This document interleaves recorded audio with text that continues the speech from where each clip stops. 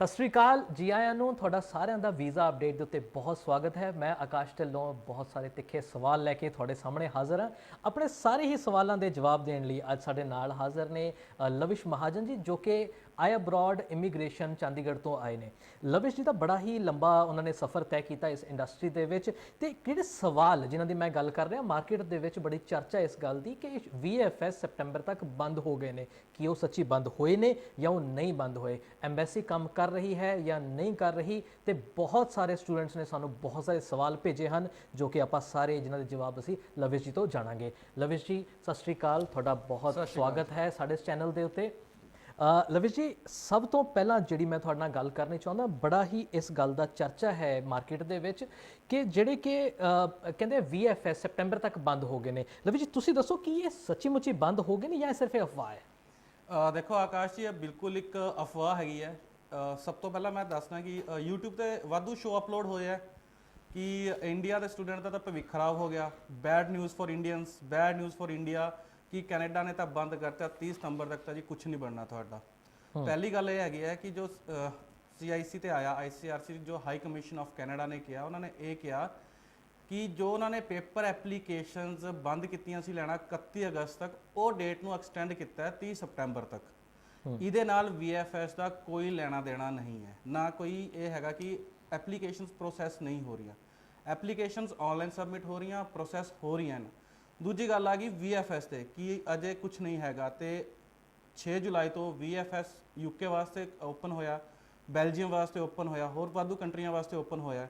ਤੇ ਆਪਾਂ ਇੱਕ ਹੋਪ ਲੈ ਕੇ ਚੱਲ ਰਹੇ ਹਾਂ ਕਿ ਅਜੇ ਐਗਜ਼ੈਕਟਲੀ ਡੇਟ ਤਾਂ ਕੁਝ ਨਹੀਂ ਹੈਗੀ ਹੈ, ਬਟ ਆਉਣ ਵਾਲੇ ਸਮਾਂ ਵਿੱਚ ਛੇਤੀ ਹੀ VFS ਕੈਨੇਡਾ ਵਾਸਤੇ ਵੀ ਓਪਨ ਹੋ ਜਾਏਗਾ। ਕੈਨੇਡਾ ਹਾਈ ਕਮਿਸ਼ਨ ਗਵਰਨਮੈਂਟ ਵੀ VFS ਨੂੰ ਪਰਮਿਸ਼ਨ ਦੇ ਦੇਗੀ ਬਾਇਓਮੈਟ੍ਰਿਕ ਵਾਸਤੇ ਜਾਂ ਪਾਸਪੋਰਟ ਕਲੈਕਸ਼ਨ ਵਾਸਤੇ।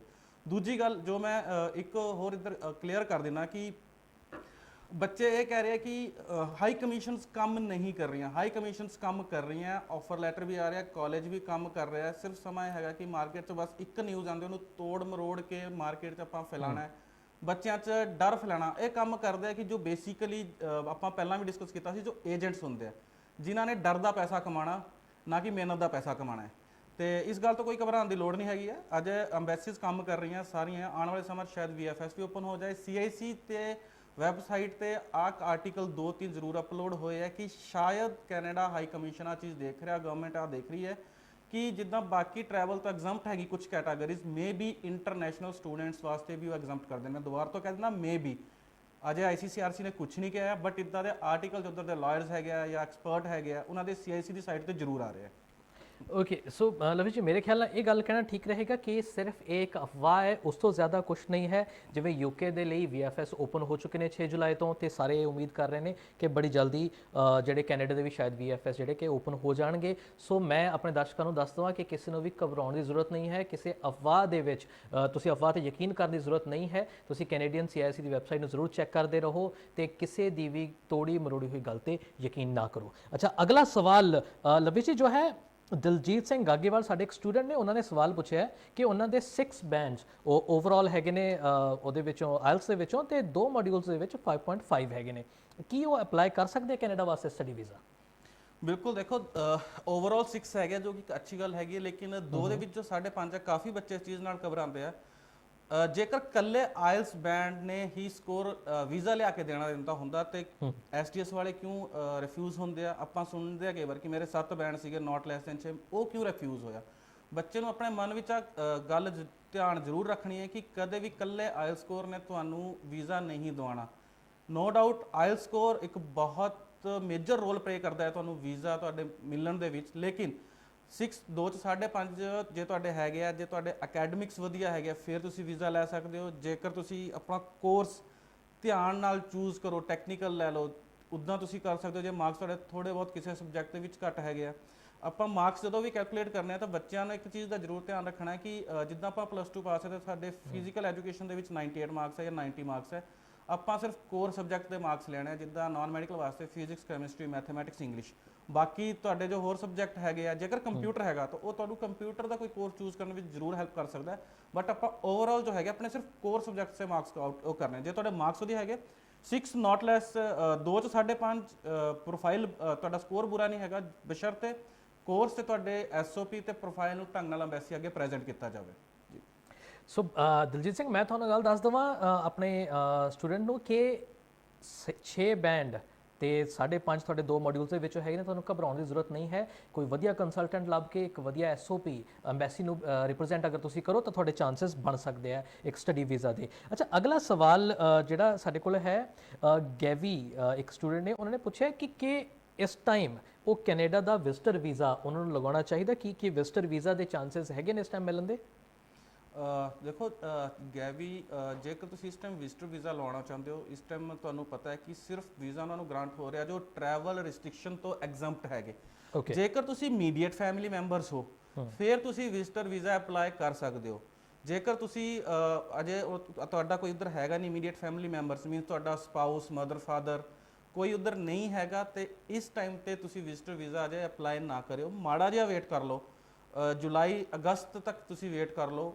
ਹੋਪ ਇਹੋ ਹੈਗੀ ਕਿ ਵਿਜ਼ਟਰ ਵੀਜ਼ਾ ਵੀ ਛੇਤੀ ਓਪਨ ਹੋ ਜਾਣਗੇ, ਪਰ ਕਦੋਂ ਹੋਣਗੇ ਉਹ ਅਜੇ ਪਤਾ ਨਹੀਂ ਹੈਗਾ। ਤੇ ਅਜੇ ਤੁਸੀਂ ਫਾਈਲ ਲਗਾਉਣ ਦੀ ਗੱਲ ਕਰ ਰਹੇ ਹੋ, ਫਾਈਲ ਲਗਾਉਣ ਨੂੰ ਤੁਹਾਨੂੰ ਗਵਰਨਮੈਂਟ ਨੇ ਮਨਾ ਨਹੀਂ ਕੀਤਾ, ਤੁਸੀਂ ਲਗਾ ਸਕਦੇ ਹੋ, ਬਟ ਉਹਦੀ ਪ੍ਰੋਸੈਸਿੰਗ ਬਹੁਤ ਜ਼ਿਆਦਾ ਸਲੋ ਹੋਏਗੀ ਜਾਂ ਹੋ ਸਕਦਾ ਕਿ ਰਿਜ਼ਲਟ ਆਉਣ ਨੂੰ ਕਾਫੀ ਟਾਈਮ ਲੱਗ ਜਾਵੇ। ਤੇ ਬੈਟਰ ਤੁਸੀਂ ਆਪਣੇ ਡਾਕੂਮੈਂਟਸ ਵਗੈਰਾ ਕੰਸਲਟੈਂਟ ਨੂੰ ਕਿਸੇ ਨੂੰ ਲੱਭ ਕੇ ਪ੍ਰੈਪਰੇਸ਼ਨ ਕਰਨਾ ਸ਼ੁਰੂ ਕਰ ਦਿਓ।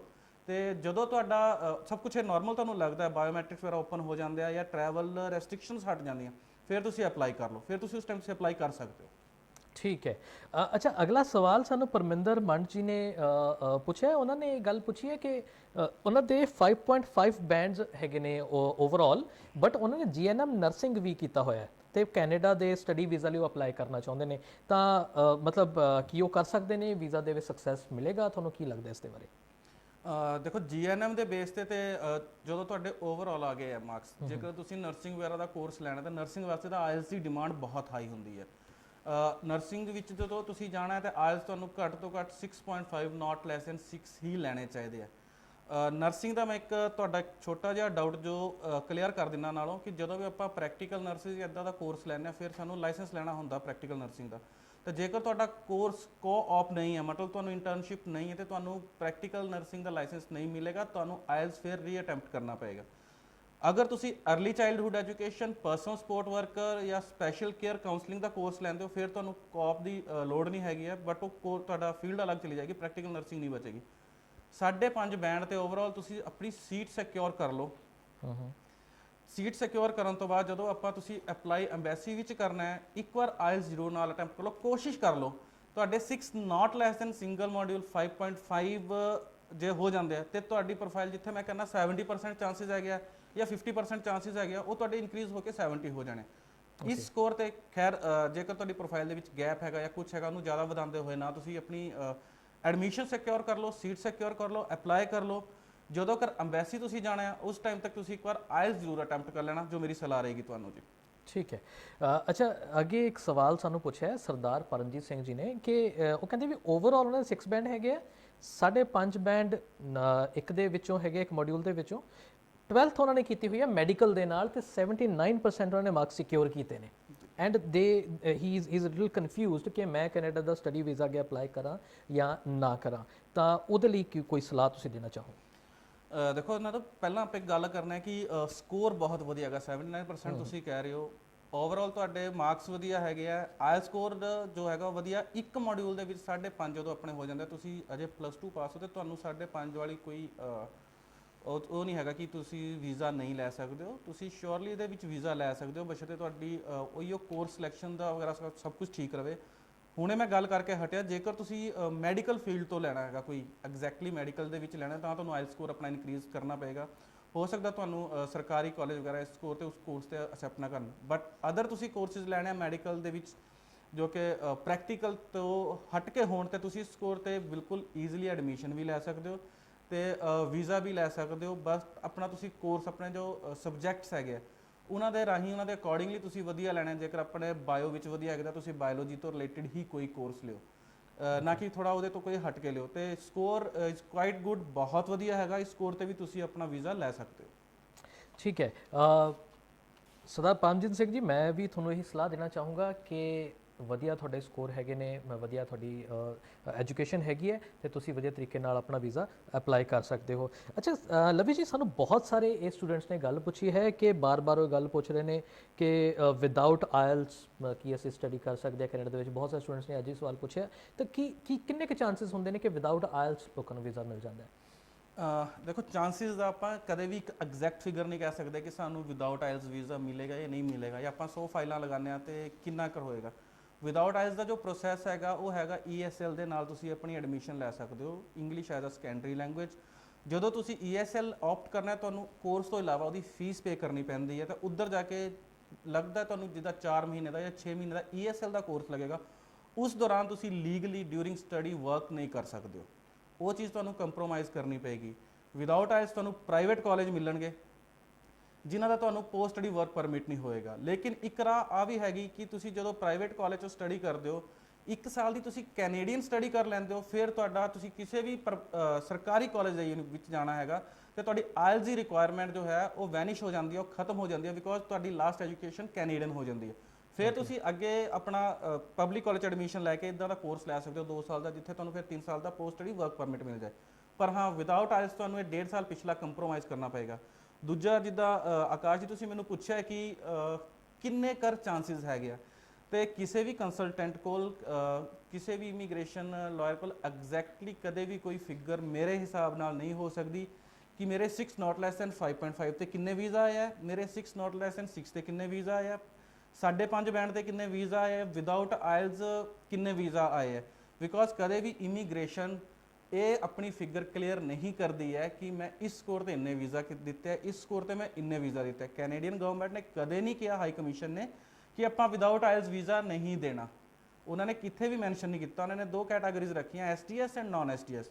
ਨਾਨ STS 'ਚ ਉਹਨਾਂ ਨੇ ਕਹਿਤਾ ਵੀ ਤੁਹਾਡੇ ਜੇ 6 ਨਾਟ ਲੈਸ ਦੈਨ 6 ਨਹੀਂ ਹੈਗੇ, ਤੁਸੀਂ ਨਾਨ STS ਵਿੱਚ ਜਾਣਾ ਹੈ। ਉਹਨਾਂ ਨੇ ਇਹ ਮੈਂਸ਼ਨ ਨਹੀਂ ਕੀਤਾ ਕਿ ਤੁਸੀਂ ਵਿਦਆਊਟ ਆਇਲਸ ਇੱਥੇ ਫਾਈਲ ਪੁੱਟ ਨਹੀਂ ਕਰ ਸਕਦੇ। ਰਹੀ ਚਾਂਸਿਸ ਦੀ ਗੱਲ, ਵਿਦਆਊਟ ਆਇਲਸ ਮੈਟਰਸ ਤੁਹਾਡੇ ਲੱਕ ਤੇ ਬਹੁਤ ਡਿਪੈਂਡ ਕਰਦਾ ਹੈ ਕਿ ਤੁਹਾਡਾ ਵੀਜ਼ਾ ਆਏਗਾ ਜਾਂ ਨਹੀਂ ਆਏਗਾ, ਜਾਂ ਉਸ ਟਾਈਮ ਅੰਬੈਸੀ ਵਿੱਚ ਕਿੱਦਾਂ ਦੀਆਂ ਐਪਲੀਕੇਸ਼ਨਸ ਹੈਗੀਆਂ, ਕਿੱਦਾਂ ਦੇ ਸਟੂਡੈਂਟਸ ਹੈਗੇ ਆ, ਜੋ ਸੀਟਾਂ ਫਿਲ ਹੋ ਰਹੀਆਂ ਉਹ ਕਿੱਦਾਂ ਦੇ ਕੇਸਿਸ ਹੈਗੇ ਆ। ਜੇ ਮੋਸਟਲੀ ਵਧੀਆ ਸਕੋਰ ਵਾਲੇ ਹੈਗੇ ਆ, ਵਧੀਆ ਆਇਲਸ ਵਾਲੇ ਹੈਗੇ, ਤਾਂ ਮੇ ਵੀ ਤੁਹਾਡੇ ਚਾਂਸਿਸ ਨਾ ਦੇ ਬਰਾਬਰ ਹੋ ਜਾਣ। ਜੇਕਰ ESL ਦੇ ਮੋਸਟਲੀ 10 ਉਹਨਾਂ ਕੋਲ ਸੀਟਾਂ ਪਈਆਂ, 10 ਫਾਈਲਾਂ ਹੀ ESL ਦੇ ਨਾਲ ਲੱਗੀਆਂ, ਤਾਂ ਮੇ ਵੀ ਤੁਹਾਡਾ ਵੀਜ਼ਾ ਨਿਕਲ ਜਾਵੇ। ਤਾਂ ਐਗਜ਼ੈਕਟਲੀ ਫਿਗਰ ਆਪਾਂ ਕਲੀਅਰ ਨਹੀਂ ਕਰ ਸਕਦੇ ਕਿ ਵਿਦਆਊਟ ਆਇਲਸ ਦੇ ਕਿੰਨੇ ਕੁ ਚਾਂਸਿਸ ਹੁੰਦੇ ਆ। ਡਿਪੈਂਡਸ ਟੋਟਲੀ ਅਪਨ ਲੱਕ ਤੇ ਡਿਪੈਂਡ ਕਰਦਾ ਹੈ, ਜਾਂ ਤੁਹਾਡੀ ਪ੍ਰੋਫਾਈਲ, ਜੇ ਤੁਹਾਡੇ ਅਕੈਡਮਿਕਸ ਵਧੀਆ ਹੈਗੇ ਆ, ਮਾਰਕਸ ਬਹੁਤ ਵਧੀਆ ਹੈਗੇ, ਔਰ ਤੁਸੀਂ ਇਮੀਗ੍ਰੇਸ਼ਨ ਆਫਿਸਰ ਨੂੰ ਇਹ ਚੀਜ਼ ਕਲੀਅਰ ਕਰ ਸਕਦੇ ਹੋ ਤੁਸੀਂ ਆਇਲਸ ਕਿਉਂ ਨਹੀਂ ਅਟੈਂਪਟ ਕੀਤੀ, ਫਿਰ ਮੇ ਵੀ ਤੁਹਾਡੇ ਚਾਂਸਿਸ ਬਣ ਸਕਦੇ ਆ। ਅੱਛਾ, ਅੱਜ ਦਾ ਇੱਕ ਬਹੁਤ ਵੱਡਾ ਸਵਾਲ ਜਿਹੜਾ ਕਿ ਮੈਂ ਲਵੀ ਜੀ ਤੁਹਾਨੂੰ ਪੁੱਛਣਾ ਚਾਹੁੰਦਾ, ਉਹ ਇਹ ਸਵਾਲ ਹੈ ਕਿ ਉਹ ਅੱਜ ਦਾ ਜੋ ਸਵਾਲ ਹੈ, ਮੈਂ ਇੱਕ ਪਲ ਲਈ ਉਸ ਗੱਲ ਲਈ ਚੁੱਪ ਹੋ ਗਿਆ ਸੀ, ਕਿਉਂਕਿ ਮੈਂ ਸਮਝ ਨਹੀਂ ਸੀ ਪਾ ਰਿਹਾ ਕਿ ਸਵਾਲ ਨੂੰ ਫਰੇਮ ਕਿੱਦਾਂ ਕਰਾਂ। ਕਿਉਂਕਿ ਬਹੁਤ ਸਾਰੀਆਂ ਗੱਲ ਅਸੀਂ ਸੁਣਨ ਦੇ ਵਿੱਚ ਆ ਰਹੀ ਹੈ ਕਿ ਆਈ ਅਬਰੋਡ ਜਿਹੜੇ ਕਿ ਇਮੀਗ੍ਰੇਸ਼ਨ ਕੰਸਲਟੈਂਟ ਹੈਗੇ ਆ, ਉਹ ਬੱਚਿਆਂ ਨੂੰ ਫ੍ਰੀ 에ਅਰ ਟਿਕਟ ਵੀ ਦੇ ਰਹੇ ਨੇ, ਜਿਹੜੇ ਬੱਚੇ ਉਹਨਾਂ ਦੇ ਥਰੂ ਵੀਜ਼ਾ ਲਗਵਾ ਕੇ ਕੈਨੇਡਾ ਜਾਂਦੇ ਨੇ, ਈਵਨ ਕਿ 1 ਮਹੀਨੇ ਤੱਕ ਅਕੋਮੋਡੇਸ਼ਨ ਵੀ ਦੇ ਰਹੇ ਨੇ। ਕੀ ਇਹ ਗੱਲ ਸੱਚ ਹੈ ਕਿ ਆਈ ਅਬਰੋਡ ਬਹੁਤ ਸਾਰੇ ਪੈਸੇ ਕਮਾ ਰਿਹਾ ਹੈ ਤੇ ਹੁਣ ਚੈਰਿਟੀ ਵੱਲ ਜਾਣਾ ਚਾਹੁੰਦਾ ਹੈ? ਕੀ ਆਈ ਅਬਰੋਡ ਦਾ ਕੋਈ ਹਿਰਦਾ ਪਰਿਵਰਤਨ ਹੋਇਆ, ਜਾਂ ਤੁਹਾਡੇ ਕੋਲੇ ਕੋਈ ਖਜ਼ਾਨਾ ਲੱਗ ਗਿਆ ਕਿ ਤੁਸੀਂ ਬੱਚਿਆਂ ਨੂੰ ਫ੍ਰੀ ਟਿਕਟਸ ਵੀ ਦੇ ਰਹੇ ਹੋ? ਇਸ ਦੇ ਬਾਰੇ ਜ਼ਰੂਰ ਦੱਸੋ।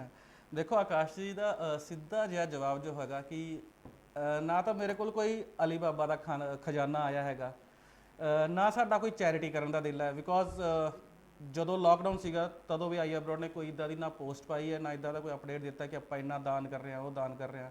ਨੋ ਡਾਊਟ ਕਾਫੀ ਬੱਚਿਆਂ ਦੇ ਕੁਐਸਚਨਸ ਆਏ ਸੀਗੇ ਕਿ ਜੇਕਰ ਤੁਸੀਂ ਆਨਲਾਈਨ ਇੱਕ YouTube ਤੇ ਸ਼ੋਅ ਕਰ ਰਹੇ ਹੋ ਤੇ ਜੇ ਵਾਧੂ ਪੈਸੇ ਹੈਗੇ ਆ ਤੇ PM ਕੇਅਰ 'ਚ ਦਾਨ ਕਰ ਦਿਓ। ਉਸ ਟਾਈਮ ਮੈਂ ਸਿੰਪਲ ਜਿਹਾ ਆਨਸਰ ਆ ਦਿੱਤਾ ਸੀਗਾ, ਇਸ ਟਾਈਮ ਹਰ ਕੋਈ ਆਪਣੀ ਆਪਣੀ ਡਿਊਟੀ ਕਰ ਰਿਹਾ। ਇੱਕ ਸਰਵਿਸਮੈਨ ਬੈਠਿਆ ਆ, ਪੁਲਿਸ ਵਾਲੇ ਹੈਗੇ ਆ, ਉਹ ਆਪਣੀ ਡਿਊਟੀ ਕਰ ਰਿਹਾ ਲਾਕਡਾਊਨ ਨਿਭਾਉਣ ਵਿੱਚ, ਡਾਕਟਰਸ ਆਪਣੀ ਡਿਊਟੀ ਕਰ ਰਿਹਾ, ਨਰਸਿਸ ਆਪਣੀ ਡਿਊਟੀ ਕਰ ਰਿਹਾ।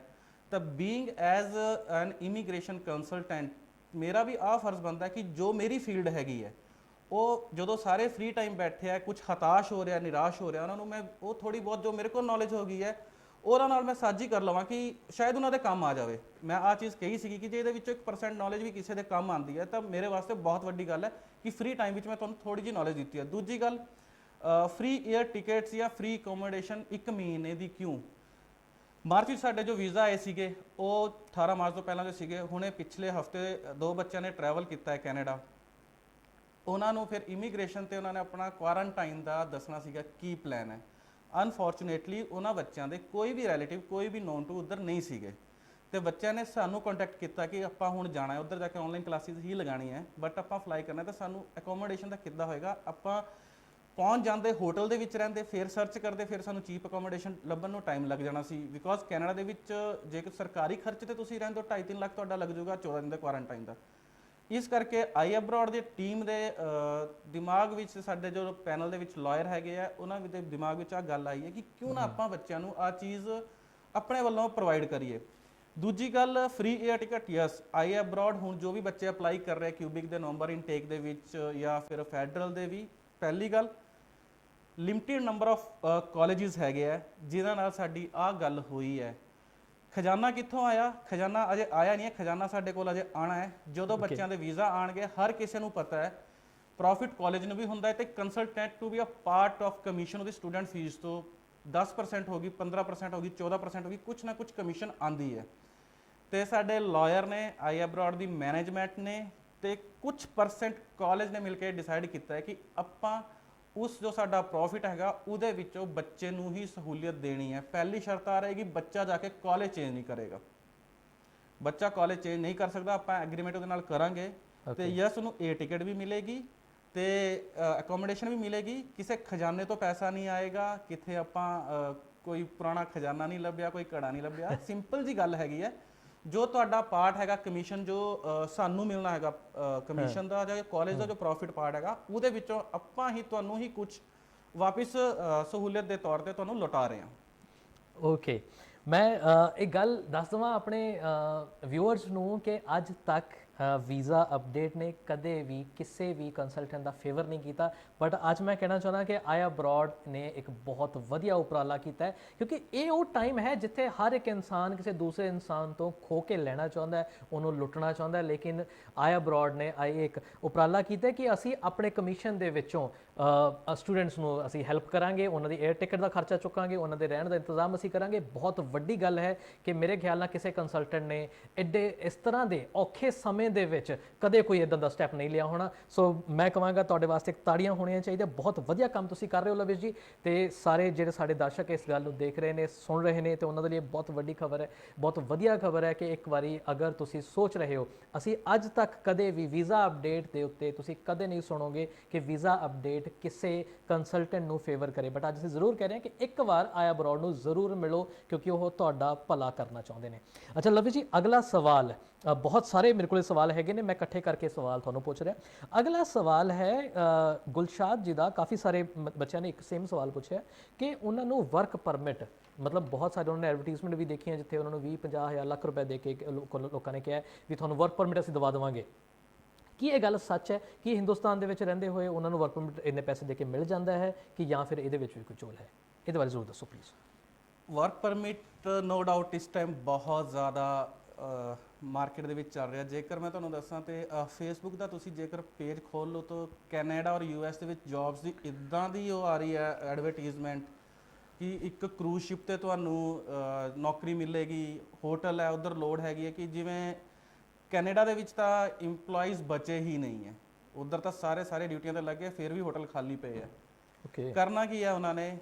ਯਸ, ਜੌਬ ਆਫਰ 20,000 ਰੁਪਏ ਲਵਾਂਗੇ ਜੌਬ ਆਫਰ ਦਾ ਜੀ। ਜੌਬ ਆਫਰ ਆਏ ਤੇ ਆਪਾਂ ਇੱਕ ਛੋਟੀ ਜੀ ਗੱਲ ਸੋਚਣੀ ਹੈ ਕਿ ਜਦੋਂ ਆਪਾਂ ਇੰਡੀਆ ਦੇ ਵਿੱਚ ਕਿਸੇ ਵੀ ਕੰਪਨੀ ਵਿੱਚ ਜੌਬ ਕਰਨੇ ਆ, ਆਪਾਂ ਮੰਨ ਲੈਣਾ ਐਜ਼ ਅ ਡਾਟਾ ਐਂਟਰੀ ਸਾਨੂੰ ਕਿੱਥੇ 25,000 ਦੀ ਨੌਕਰੀ ਮਿਲਦੀ ਹੈ, ਤਾਂ ਜੋ ਸਾਡਾ ਕੰਸਲਟੈਂਟ ਹੈ ਜੋ ਸਾਨੂੰ ਜੌਬ ਦਵਾਉਂਦਾ ਉਹ ਵੀ 1 ਮਹੀਨੇ ਦੀ ਸੈਲਰੀ ਲੈਂਦਾ ਹੈ ਜੋ ਕਿ 25,000 ਬਣਦੀ ਹੈ।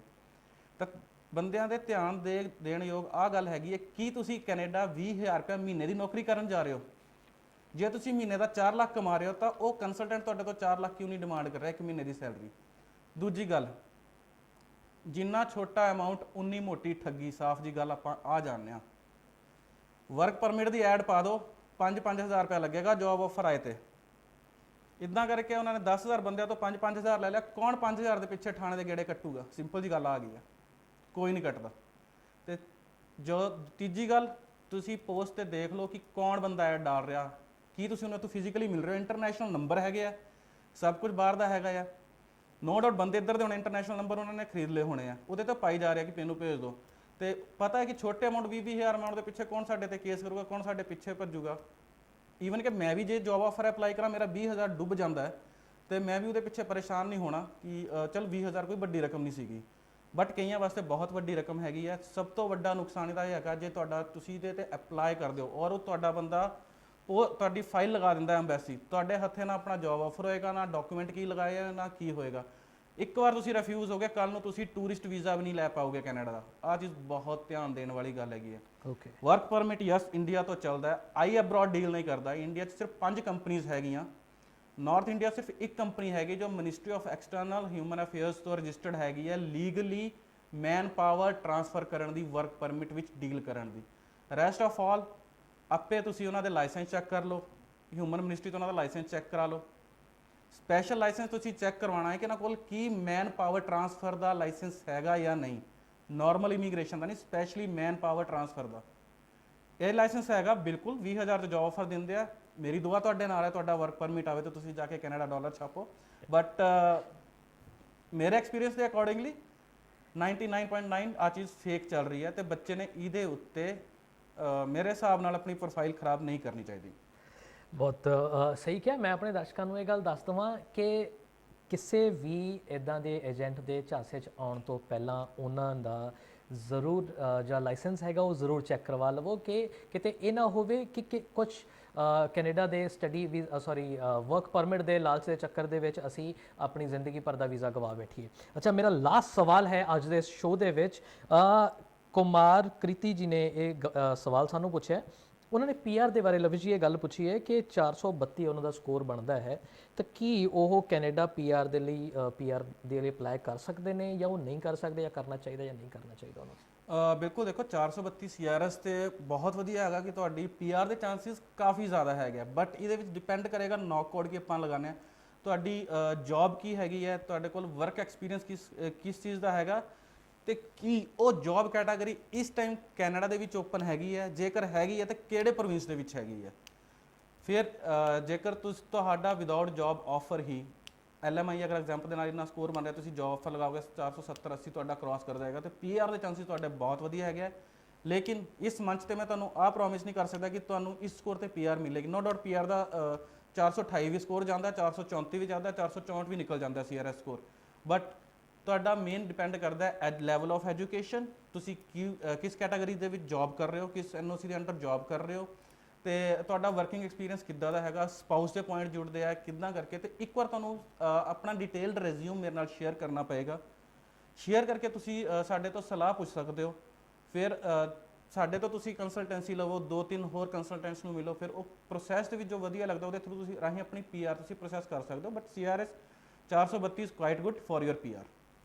ਓਕੇ, ਸੋ ਕੁਮਾਰ ਕ੍ਰਿਤੀ ਜੀ, ਕਾਫੀ ਚੰਗੇ ਚਾਂਸਸ ਹੈਗੇ ਆ ਤੁਹਾਡੇ ਕੋਲੇ ਪੀਆਰ ਦੇ, ਤੁਸੀਂ ਪੀਆਰ ਲਈ ਅਪਲਾਈ ਕਰ ਸਕਦੇ ਹੋ। ਆਪਣਾ ਰੈਜ਼ੂਮੇ ਤੁਹਾਨੂੰ ਸ਼ੇਅਰ ਕਰਨਾ ਪੈਣਾ ਹੈ। ਅੱਛਾ, ਲਵਿਸ਼ ਜੀ ਦਾ ਮੈਂ ਧੰਨਵਾਦ ਕਰਨਾ ਚਾਹੁੰਦਾ। ਲਵਿਸ਼ ਜੀ, ਤੁਹਾਡਾ ਬਹੁਤ ਬਹੁਤ ਧੰਨਵਾਦ, ਤੁਸੀਂ ਇੰਨਾ ਟਾਈਮ ਕੱਢ ਕੇ ਸਾਡੇ ਨਾਲ। ਸਤਿ ਸ਼੍ਰੀ ਅਕਾਲ, ਬਹੁਤ ਸ਼ੁਕਰੀਆ। ਅੱਛਾ, ਆਪਣੇ ਦਰਸ਼ਕਾਂ ਨੂੰ ਮੈਂ ਇਹ ਗੱਲ ਦੱਸ ਦਵਾਂ ਕਿ ਇੱਦਾਂ ਦੇ ਸਵਾਲਾਂ ਦੇ ਜਵਾਬ ਤੁਹਾਨੂੰ ਮਿਲਦੇ ਰਹਿਣਗੇ। ਇਹ ਸਵਾਲਾਂ ਦੇ ਜਵਾਬ ਮਿਸ ਨਾ ਹੋਣ ਤਾਂ ਮੈਂ ਫਿਰ ਇੱਕ ਵਾਰੀ ਤੁਹਾਨੂੰ ਕਹਿਣਾ ਚਾਹੁੰਦਾ ਕਿ ਸਾਡੇ ਚੈਨਲ YouTube ਵੀਜ਼ਾ ਅਪਡੇਟ ਜੋ ਚੈਨਲ ਹੈ YouTube ਦੇ ਉੱਤੇ, ਉਹਨੂੰ ਸਬਸਕ੍ਰਾਈਬ ਜ਼ਰੂਰ ਕਰ ਲਵੋ। ਸਾਡੇ ਫੇਸਬੁੱਕ ਪੇਜ ਨੂੰ ਲਾਈਕ ਕਰ ਲਓ। ਅਗਰ ਤੁਹਾਡੇ ਵੀ ਕੋਈ ਇੱਦਾਂ ਦੇ ਸਵਾਲ ਹੈਗੇ ਨੇ ਤਾਂ ਤੁਸੀਂ ਸਾਨੂੰ ਇਸ ਵੀਡੀਓ ਦੇ ਨੀਚੇ ਕਮੈਂਟ ਕਰਕੇ ਤੇ ਸਾਡੇ ਫੇਸਬੁੱਕ ਪੇਜ ਤੇ ਸਾਨੂੰ ਮੈਸੇਜ ਕਰਕੇ ਪੁੱਛ ਸਕਦੇ ਹੋ। ਅਸੀਂ ਉਹ ਸਾਰੇ ਹੀ ਸਵਾਲਾਂ ਦੇ ਜਵਾਬ ਤੁਹਾਡੇ ਤੱਕ ਜ਼ਰੂਰ ਪਹੁੰਚਾਵਾਂਗੇ। ਉਦੋਂ ਤੱਕ ਦੇ ਲਈ ਧੰਨਵਾਦ। ਸਤਿ ਸ਼੍ਰੀ ਅਕਾਲ।